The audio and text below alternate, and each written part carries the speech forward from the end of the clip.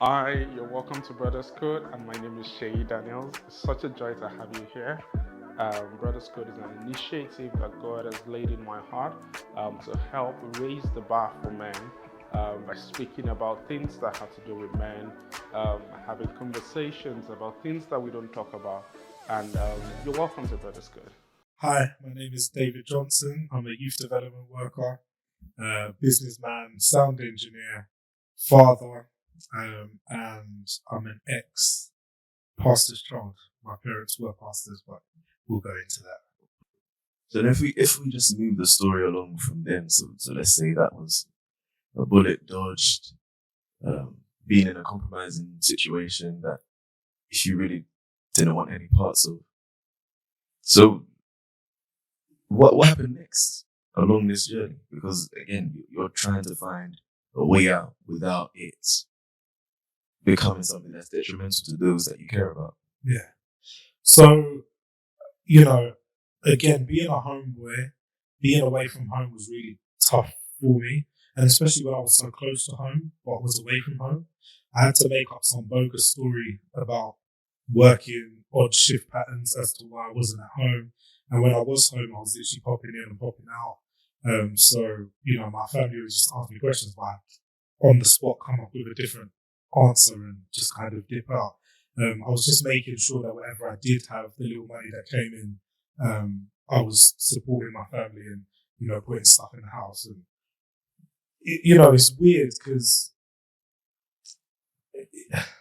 in the midst of doing what I was doing, again, all that was on the forefront of my mind is how can I do what's best for my family and make sure that they're okay. And just to highlight something to you, a lot of people see like shotting and selling drugs as a really lucrative thing. And, you go out and you're making all this money and you're wearing the most expensive clothes and all this. Do you know what? Like, if I break it all down to you, I had a daily allowance for food and clothes and a daily allowance. Bearing in mind I'm in a trap house. So things like access to normal amenities that you people take for granted, like showers and things like that. Sometimes we'd go to public spaces like gyms and stuff to go and shower, and clothes. I couldn't go to my drawer, my wardrobe, so I would have to go and buy fresh garments every day, but it was within a budget. So I'd go out to the local shop, Primark, JD, Sports Direct, and go and buy myself new tracksuits, underwear, you know what I mean? Because I never had it. So again, when it comes down to it, it's not like I was out there making thousands. I wasn't sitting on dough. Like, we weren't making money like that. These guys were telling me, "Oh, we're stacking for you. We're stacking. Don't worry, we'll give it to you. Christmas, we'll give you all your money." I promise you, I never saw a lump sum of money in the whole time I was doing what I was doing. So, yeah, I mean, it was tough. It was a very difficult time, and for me to adjust to it. But along the way, so I remember there was two key points in my 6 month journey. The first one was these gang members, because just to skip, my friend got arrested, so he wasn't around anymore. He obviously got taken off the street, so I was by myself for a little while. And so they said, "Oh, we'll bring you someone. We'll bring you someone." So they brought me this young boy. He couldn't have been any older than like 14 years old. This young boy, and I remember they brought him down, dropped him off to where I was, and said, "Yeah, he's going to be starting out, show him the ropes." And I've just looked at this boy, and like all I can see in his face is just fear. Now, all I could do was bring myself back to the time when I moved from London to Essex, being in an alien place with people I don't know, in an area I don't know, and just trying to get along. They've literally just taken this kid from his natural environment, his natural habitat, and dumped him in the middle of Essex and said, "You're going to start selling drugs for us." So I saw this boy and we started talking, and I said to him, "Listen, you really don't want to be here." He's like, "Oh yeah, but I want the latest trainers and I want this and I want that." I said, "Listen, what you see here is not reality. And I know that your parents are probably going to be worried about you in the next couple of days when you don't come home. They're going to be worried about you. And you don't look like you're built for this life. You're still in school. So what's going to happen when the school finds out you're not around and so on?" So what I done with my allowance that day, I called a cab and sent him back home. And I remember when the guys came back, they were fuming, like they were angry, because what you've got to imagine is recruiting people to do this kind of thing. So I was there under duress. I don't know what they said to this young man to get him to up and leave his environment to come out. But it's very difficult, I'm sure, for them to just recruit people. So the fact that I've just sent this guy back home, not even within 12 hours of him being there, I've sent him back home. I've told him to cut up his SIM card so no one can get hold of him, go home. They were vexed, they were angry with me, they kicked off, and they were now, saying you can't be trusted, and you're this, and you're that, and you're that. Anyway, I just left that one behind. They eventually found somebody else and put him on. The second person who I came in contact with was an escort, and she was heavily dependent on the drugs because, obviously the life that she was living, she wasn't happy with doing what she was doing, but that would help her numb the pain. So she'll do what she was doing throughout the day, and then she'll take drugs and she'll be high and she'll just get on with life. But I remember I was sitting on the kitchen counter, and we were having a conversation. I just kind of asked her, like, why do you do what you do? Do you enjoy doing what you do? And, she broke down and she said, no, I don't like it. And, I know my family are not proud of me. Like, nobody talks to me. The only person who talks to me is my granddad. And, she really opened up to me. She's like, I want to change. I hate being on the drugs. I hate who it turns me into, but I can't change. And so, we started talking, and I was just encouraging her to just kind of look at positives in her life and look at something that she can work towards rather than going down this downward spiral. And, I told her to build a better relationship with her granddad, to reach out to him, to talk with him, and so on. And, we had that conversation and I kind of left it. I know for a while she was doing whatever she was doing. But then if we fast forward to when I got released from prison, literally the day I got released from prison, I was in Asda with my family just picking up some bits, and someone come running up to me and jumped me and hugged me. And I was like, who the hell is this? But then I recognized her face because obviously she had cleaned up. I recognized her. I was like, oh, wow. So I was saying to her, she's like, oh my gosh, thank you so much for, when you spoke to me that time. She's like, I've stopped escorting. I'm not on drugs anymore. I've cleaned my life up. I'm now living with my granddad. I'm studying. I was just like, wow, this is mental. So even in the midst of my turmoil and even in the midst of my wilderness, I was able to help other people. And it was just a testament to what had gone on at the time that, just because I was in a struggle, it doesn't mean that I was useless to everybody around me. Even though I felt like I was, bottom of the totem pole and I was no good, I felt, how can anyone use me in this situation? But God still had a plan in everything that I was doing, even though I was going down that path. So, yeah. That's an incredible story. Honestly, to be able to still be a light, to be able to still be a positive force for change, even when you are in a situation where you're under duress, it takes a lot of strength. And honestly, again, it's just a lesson to us all that no matter what we're going through, there's a reason for it, and we can still be a light to somebody else, no matter what that person goes through, no matter what their history is. It's great because people judge you, and you could just as easily have judged her when you came across her, but you chose to give them grace. But one thing that my journey taught me is that we're all going through our own struggles in life, and nobody knows what anybody else is going through. I'm a very private person, so in the midst of everything I was going through, there was only maybe 2 people who knew the extent of what was going on in my life. I didn't tell anybody, and even then, they never judged me as a person. They knew how difficult it was, and they helped me navigate through it as best as they could. But they never judged me, and it just taught me a lot about who I am as a person and my character and how I should approach situations. It's very easy for us to look down at somebody, maybe because they're an alcoholic or a drug addict or, a gambler or a porn addict or whatever their vices are. But the thing is, everybody has their own story. Everyone has their own reasons why they went from one place to another. And, for us to judge people unfairly on it is, who are we to judge people when we all go through our own stuff?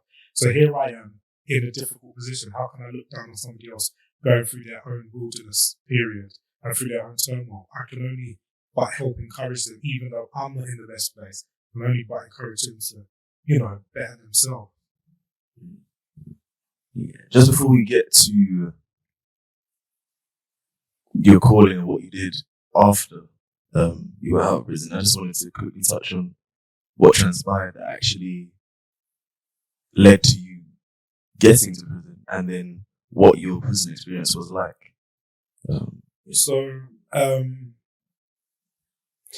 There came a stage near the end of, I say my run because this period, there came a stage where I was very unhappy and I was just like, I don't know how much more of this I can take. I don't know whether these people are serious or whether they're not. And I was like, I can't continue to do this forever. It was very difficult. It was very draining for me, mentally, physically, emotionally. I lost relationships, friendships, family. And it got to a stage where I was just like, enough is enough. So a few days before I got arrested, the guys who I was selling drugs for, they kind of got wind that I was taking my foot off the gas, because I was making them a lot of money, not to sound big-headed and again, not to glorify them. I was making them quite a lot of money. So it got to a stage where, they went from reeling me up maybe 2-3 times a day to maybe once a day. And they're like, hold on, so what's going on? Like, this guy was making us serious money. Now all of a sudden he's not. But I mentally checked out. I was just like, I'm done. I can't keep doing this anymore. So I wasn't making any efforts. I was hardly answering the phone. So what happened was people were calling the line and then calling the other line, which went to them and was like, oh, how come you can't get through to him? And so on. So they eventually came down, and I think one of the leaders or one of the guys who were higher up came, and he was vexed. Like, this guy was angry. I remember they called me outside my house. I wasn't even wearing shoes. I was in my slippers. Well, no, I was in socks. I wasn't even I wasn't wearing shoes. I went out my house. They dragged me into this car, this 7-seater car. There's 6 guys around me and me in this car. I'm sitting in the middle, right? And this guy is just angry, shouting in my face, where, you're this, that. I should just kill you now. And then waved the gun in my face, and I was just like, whoa, is this how this ends? And I remember I went from panic to like saying, you know what, I actually don't even care anymore. Like, if he ends it now, he's actually saving me from a lot of grief. And he was in my face and he was like, I should shoot you now. Told me why I shouldn't kill you. Told me why I shouldn't. I was just like, listen, do your worst. Like, whatever you're going to do, just do it. Anyway, they drove around. And I don't know if they were just trying to frustrate me or whatever. And eventually, I'm one person, no matter what situation I'm in, if I feel at peace, I will just sleep. I fell asleep in the car. And I was essentially being kidnapped, but I fell asleep. I was just like, you know what? Whatever happens. I slept off in the car. And so we were driving around. They went and picked up, I think they went to like a bagel place and picked up shakes and whatever. And then they took me to Kent to go and pick up one guy, and then told me that this guy had to come and stay with me. At this point, I wasn't staying in trap houses no more. I refused to, so I was back at home. So now they've sent me back home with this random guy, stupid o'clock in the morning. And I've now got to convince my parents that this random guy that I don't know has to stay in my house with me. So again, this was just like a whole nother situation. But yeah, I spoke to my mom and said, oh, he's one of my boys. He just needs someone to stay for a couple of nights, blah, blah, blah. So anyway, he kind of stayed with me. But it was only with me for like a day or two before I was actually arrested. And it was funny how I got arrested, because at this point I had got rid of the phone. I had cut the SIM card up. I had got rid of the drugs. And I was literally just operating on a whatever happens, happens. Just genuinely didn't care. So the day that I got arrested, I went out and I was just going to Basildon Town Centre to go do some shopping. And as I was in town, I felt something, like I could feel someone behind me, but I just paid no mind. I was on the phone to someone. Anyway, all of a sudden, I feel someone like, when you can feel someone running up behind you? I felt someone running up behind me. Next thing I know, my phone's gone flying out of my hand into the road. And I'm face down in the mud. And I'm hearing, "You're under arrest." And I was just like, oh, wonderful. So this is how it happens. That was like 2 days ago, I had a gun in my face and now I'm being arrested. It's wonderful. So they've arrested me and they've radioed through. When they radioed through, 2 guys popped up from across the road, 2 guys at the end of the road. Some guys came out of the flats. So there was other officers around. And they were like, "Oh, we've tried to chase you several times, but we've never been able to catch you." So it was a big sting operation. Then they caught me and obviously the guy that I was with. Now I remember, again, I was just like, okay, in this scenario, for me, it's either death or prison. That's going to be my only escape from doing what I was doing. I was face to face with death and I didn't die. So I was like, prison, at least I'm alive. Do you know what I mean? So I had already come to terms with the reality of my repercussions to my actions. But again, because nobody knew what was going on, I was just in this alone. Like, no one knew where I was. No one knew I'd been arrested.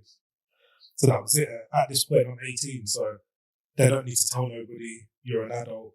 So they've taken me in, they've processed me, interviewed me. Now, the guy who these guys brought to kind of, chaperone me, he was meant to be this big drug dealer in Kent.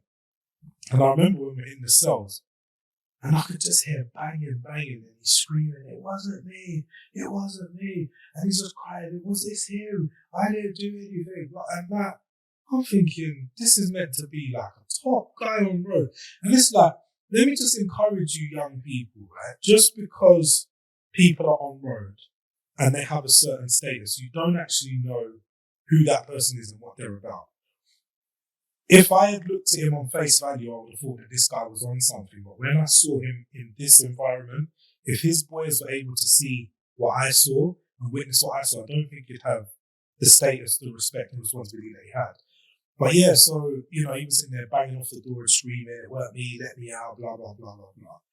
Me, again, when I'm in certain situations, I just sleep. I woke up to be fed and I woke up to be interviewed. Other than that, I slept in my cell. 72 hours they kept me in the police station before putting me in front of the magistrates. And then I was then later on remanded in custody at Chelmsford Prison.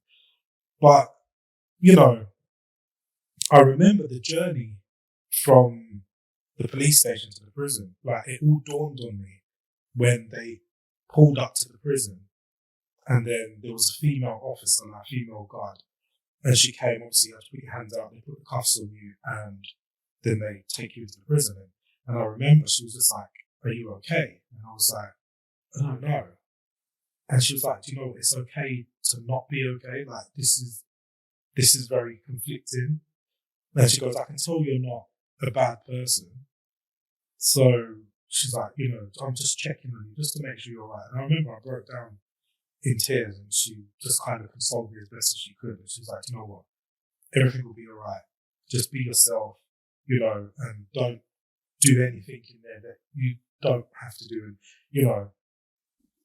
she just kind of encouraged me to just be myself. And I remember I was scared, not scared of prison. It was just fear of the unknown, right? Because what we see of prison on TV and stuff, everyone would love to go to prison. Like, you watch EastEnders and you see Phil Mitchell in a cell and whatever, he's walking about, he's got bare free time and he's on the wing and in the yard, and yeah, you think prison's cool. Like, if you look at TV prison, like, prison's cool, but the reality is you don't know what you're walking into. And I was just worried because it's not what I knew, and I knew that I was in myself better than that. And again, it was that inner battle, that inner struggle of, that you shouldn't have been doing what you was doing. Now you've gone to a place where you shouldn't be, So whatever the consequences are of your actions, you're just going to have to face it. Yeah, I remember I was very tearful. And as I say, bearing in mind, I didn't speak to my family for maybe 5 days or so, including the 3 days in custody. I hadn't spoken to them. And I remember I got remanded in custody on a Saturday. And as I say, my family are Christians, right? My parents were pastors. My first phone call home was on Sunday morning. And where do you think my family were on Sunday morning? They were in church. And I remember I picked up the phone and I didn't even want to make the phone call because I didn't even know what to say. Like, I genuinely didn't know what to say. I picked up the phone and I phoned my mum. And I said, "Hey, mum." She's like, "David, it's so good to hear your voice. Where are you?" And I said, "I hope you're sitting down for this one." I said, "I'm currently in Chelmsford prison." And she just kind of went silent. And then she goes, "You know what? I'm just glad to hear your voice because we didn't know where you were. We've been searching for you for days. When can we book the first visit to come and see you?" So hearing her voice and hearing how peaceful and calm she was just kind of put my mind at ease because I was just like, I'm about to now phone my parents on a Sunday and be the biggest disappointment that I could ever be in this life. And that really weighed heavy on my shoulders. How ironic it was. I was going to phone them on a Sunday when they're in church where I should have been. Do you know what I mean? Had I been living my life right, doing what I was meant to be doing. So, yeah, it was so tough. But prison in itself, once you kind of get settled into the system, it's just like anything. I guess it's like staying in a hostel. You just don't have freedom to move around. You can't do what you want to do. You can't go to the shops. You can't go check your boys. You can't go to movies. You can't. There's things you can't do. There's certain limitations, but prison for me as a whole was alright. I didn't get into any trouble in prison. I navigated my time wisely. I studied in there. I got 2 diplomas in IT when I was in prison. And I was also helping other people get their diplomas. And then I've done half a hairdressing course as well. So I really used my time wisely to, just sort of knuckle down and better myself as a person.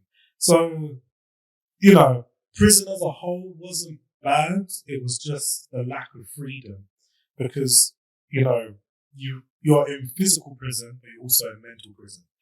And that's one thing that I had to really kind of deal with, is that I was in a prison in my mind long before I ever entered the physical prison. So, prison was what it was. I spent 4.5 months on remand, and being on remand means that you've not been sentenced yet. So I spent 4.5 months not knowing whether I was coming or going. Every day was just like Groundhog Day. You wake up, is today going to be the day I get sentenced? Nope, it's not today. And you just keep going and keep going and keep going. And I remember the day I got sentenced, it was a crazy experience because 4.5 months of being remanded, right? You kind of go, all right, is the judge going to take into consideration my remand time? Because they can completely ignore a start sentence from the day. So you've literally just been chilling for banter for 4.5 months. You know what I'm saying? But because I knuckled down, I got my head down and I just focused on bettering myself, they saw that, I wasn't some career criminal. I was a young person who got involved in the wrong things and so on. I'm kind of skipping a lot of my story. When I was inside, I sacked my solicitor twice because I was scared. I thought that they wasn't doing what was best for me, but really they were. And I remember on the day, the barrister I had, if this guy knew me personally, I still don't think he would have fought as hard for me as he did. I mean, he is the reason why I got the sentence I got. And, I can't thank him enough. Do you know what I'm saying? Because he really highlighted facts, whereas everybody else was just going under all of this hypothetically. Hypothetically, if he was back on the road, would he get back involved? Oh, if we didn't stop him, how high up the chain would he go? And just talking about hypothetically, not actually looking at the facts of, I was a young man who got caught up in the wrong things, but for the right reasons, trying to protect my family. And, I'm here. I didn't fight my case. I pleaded guilty because I was caught bang to rights. There was video evidence, picture evidence, and witness statements. So I wasn't going to sit there like an idiot and say no comment. Now, when anyone tells you to do that, if you're actually caught bang to rights, it's better you comply and do as you're told rather than to go against it, because it will just make an example of you. So, I didn't waste anyone's time. I didn't waste the jury's time, police time. It cost a lot to send someone to court. I went to court 11 times before I was sentenced. Like, just think of how much of the taxpayers' money was wasted on just me one. Just me. 11 times. So, it was a very rough experience for me. It was unsettling, but at the same time, I found peace. It was so weird. No matter the situation, I found peace. And I remember one of the visits I had with my family, one of the female govs came up to my table where we were sitting. She was like, "Oh, sorry to cut you guys, but I just want you to know that your son, he's just so amazing. Like, if we had a whole prison full of him, our jobs would be so easy. Like, he's just so easygoing and down to earth. He causes no trouble. He even helps out where he can." And, even as I say, in the midst of your lowest point, you can still be a light. You can still shine no matter where you are. And I think that's very important to know. That just because you're in that place, it doesn't mean you have to be what people want you to be. Don't fall into the trap of changing or conforming who you are. Who I am was going to be consistent no matter where I was. So just because I was in this low point of my life, it doesn't mean I was going to turn into anything that I wasn't. So, yeah. man. What a story. And I think a lot of the listeners, myself included, are just intrigued now as to when those doors finally opened and you got to go back to the shops once more. You got your autonomy back. Mm-hmm. What were the next steps? Because I remember we talked about previously when you finally got out of the gang life, you had that time to be able to discover who David was. Mm-hmm. So it's almost like another period of rediscovery, because that part of your growth was stunted because of a situation that led you down a different path. So as you come back out again, what mindset does that David have, and then where does he go next? So I remember whilst I was inside, I was doing a lot of soul searching. I rediscovered again who I was, because I felt like I lost a part of myself, being at the beck and call of other people. And I was doing a lot of writing for young people. I actually wrote, me and one of my cellmates wrote a television show, a concept for like a contest, a music contest, which is something that we joked about, but it never obviously come to fruition. But then I also wrote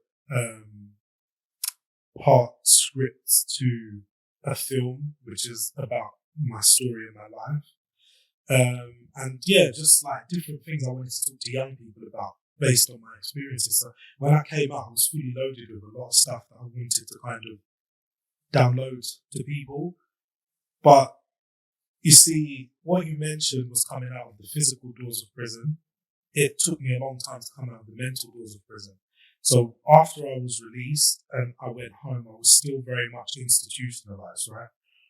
So I remember I got released, I went home, and everyone was happy to see me. I was with my family. But when I went up to my room for the first night and I went to sleep, I remember in the night I wanted to go to the toilet. But in prison, the toilet's in your cell. But I was at home and I don't have a toilet in my room. But I didn't feel like I could leave my room to go to the toilet. I was waiting for someone to let me out of my room to go to the toilet. So I would just leave it, I'll sleep off and wake up in the morning. And then in the night, my house was very quiet, but I could hear keys jingling. I could hear noises from prison. And I remember I was just very unsettled. In the morning, my mum called me down for breakfast and I won't leave my room until someone came and physically opened my door. And it took maybe about 5 months for me to get out of that. I even rearranged my bedroom so that it was similar to how my setup was in prison, because that's what felt comfortable to me. So it took me a long time to kind of drift out of that. So looking forward to my release date, I was very excited and like, yeah, okay, these are the plans, this is what I want to do. But then I came out and I was still very much imprisoned. So it took me a long while to kind of be out and about. I was also on tag as well. So there was that looming thing over my head of breaching tag. I remember me and my dad went somewhere. I think it was to a church service. And it was in London. And when we was on our way back, we got stuck in, when I say the dirtiest traffic, like, and I'm sitting there and I'm like, I need to be home by 6 o'clock, otherwise I'm in breach of my tag. And I'm just sitting in traffic and traffic's not moving. Anyway, I tried to phone up the probation to let them know. They weren't answering. I've got back. So they called the tag box and asked me where I was. And they, obviously, the initial thought was, oh, you're in breach of your tag, where are you? My dad obviously explained to them where we were and what happened. And the news would tell you that there was traffic. That's where we was anyway. So that was fine. But yeah, there was always that looming thing of, if I breach my tag and I breach my license, I'm going to be recalled. I'm going straight back to prison. So even though I was out, I wasn't completely free for another, I'd say 9 months. That's how long I was on license for. Every time the police saw me, they pulled me, even though I wasn't doing anything. They were always watching me. When I got arrested, funnily enough, they confiscated my phones, right? Because they thought that they were part of the operation, even though none of them phones were linked to any of the numbers that were called anyway. When I came out of prison, I went to go and retrieve my phones from the police station. They told me some story as to why I couldn't have my phone. And they're like, I'll come back and we'll locate your phones. But what they were doing, they were bugging my phones, right? So at this point, I grew very tired of everything. And when they finally gave me my phones back, I went home and there was 2 undercover officers sitting outside my house. I put my phones on the floor and I took some hammers and smashed it and I kicked my phone on the floor and I said, I hope you enjoyed wasting your time and money bugging my phones. And just closed my door and carried on. But I just felt like I was always under surveillance. People were always watching me, waiting for me to slip up, even though it was never going to happen. So it was so hard. There was another instance where my little brother, he went to school close by to the estate we lived. And I met up with him outside the shops and I gave him £5 for his lunch money. And I got pulled over by police. Oh, what's going on here? I said, I've literally just given my little brother his lunch money for school. Oh, well, we need to search you and search him. And it just becomes so tiresome that just continuously, even though you've done your time, you've served your time, you've come out, people are still just on your back waiting for you to fail and just waiting for you to slip up again. And it never happened, thanks to God, it never happened. We're now here sitting here in 2023, I'm 11 years removed and I've never put a foot wrong, but it's so easy because of the way how the system works and the way how the world works for you to just slip right back into what you was doing, because people don't trust you. And no matter how hard you try to build back them bridges, if people are not willing to be forgiven, they won't forgive you. And I had to learn very quickly that regardless of what people think of you, it's most important what you think of yourself. So, coming out of that period, it took me, I was released from prison in 2009. I didn't get my first real job until 2012. So 3 years unemployed. And to any sane man out there, you probably would have fallen back into something because, you need money to pay bills, to buy the latest creps, to buy the latest consoles. You need dough. I didn't have money like that. So 3 years I spent on job seekers allowance before universal credit. And funnily enough, the job that I got was in youth work, which is something I really wanted to do. Again, I felt like I had to go through a stage of a wilderness period before I was fortunate enough to get the breakthrough that I needed. So 3 years was that testing period of, okay, what are you going to do? Are you going to slip back into it? Are you going to go back into it? Are you going to, continue the fight? So I continued to just carry on and, resist all the temptations that were around me. Now, I went for this job. It was for an organisation. They had recently opened up a post for a youth worker, so I applied for it, just on the off chance. In my mind, I was like, I ain't going to get it because, it's youth work. I'm an ex-con. It's not going to happen. Anyway, I sent in my CV. They called me in for an interview. And I was like, okay. Because at the time, within the first 5 years of being released, you have to declare that you've got a criminal conviction. So I've obviously ticked that. So despite that, they still called me for an interview. I'm like, okay, fair enough, no worries. Went for the interview. I was nervous, but they asked you to, when you do youth work interviews, they ask you to present something like a proposal or a plan as if you was planning something for young people. So I presented what I had, which is something that, as I say, I wrote when I was in prison. So this has been sitting in my lap for 3 years, never been spoken to, but I brought it out in my interview. Anyway, I got down to it. I got called back and they said, you know what, you had the strongest interview of all our candidates. The only issue is your criminal record. I was like, oh, here we go. This is too good to be true. I knew it. And, you know, in the back of my mind, I was like, you know what? I want this. I really want this. Not just for me, but for other people who are going to eventually witness my story. And I want them to know that there is a life outside of prison, and no matter what mistakes you make, you can do what you want to do. It might be stumbling blocks, but you can do it. Anyway, they deliberated, and I remember the chair of the organisation, he looked at me and he just said, I'm going to give you an opportunity. Don't let me down. Those were his words.